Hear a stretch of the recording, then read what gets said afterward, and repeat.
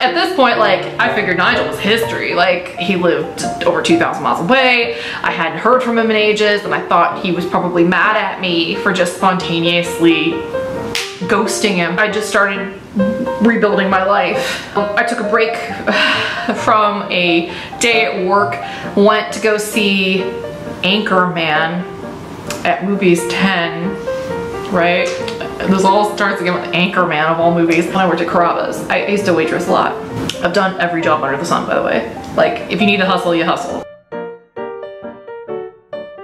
I was like, I'm gonna entertain myself, watch this movie, and I hadn't eaten anything and I was super hungry and the movie was kind of boring me, mainly because nobody else was in the theater and comedies aren't as good when you're watching them by yourself. I walked out midway through just to get some Raisinets at the concession stand, and his friend Chris's now wife was working behind the counter. Thanks, Amy. She said, "Is your name Heather?" And I was like, "Yeah." And she said, "Nigel is in town and he's been looking for you for X amount of days." Like, apparently it had been a couple weeks now. And I gave her my pager number. I believe so, yeah. That's how long ago this was. I gave her my pager number. He paged me before the movie was even over. That night I went and picked him up and we went to Denny's because he was in town. Yeah, and I had a moon over my hammy, if I recall correctly. We sat there and we talked, and it was like no time had really passed at all. We were just, you know, talking, laughing. It was like flirting. Like always, yeah. Yeah.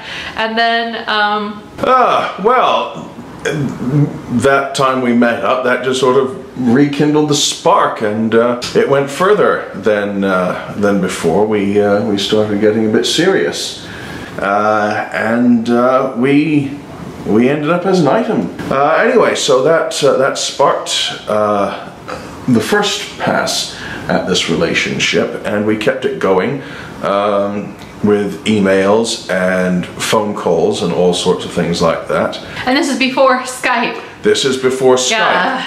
This is the dark ages. With dial-up modems, if you can imagine. Yeah. And I had a cable modem though, cause nerd. Well, yeah. Yeah. But we kept in touch, and then in 2005, she'd saved up some money and came out to visit me in the early summer, and we traipsed around London a bit. We went back down to where I live in Torbay in Devonshire, and stopped along, saw Stonehenge along the way, got some nifty pictures, walked around, ate lots of good English food. But yeah, we did all sorts of things. We went for walks. One of my favorites was when we went to Tor Abbey at dusk and walked around. It was misting just a little bit, but all the little pipistrelles were out. And little bats. The little teeny bats. Tiny, adorable bats that flit around soundlessly.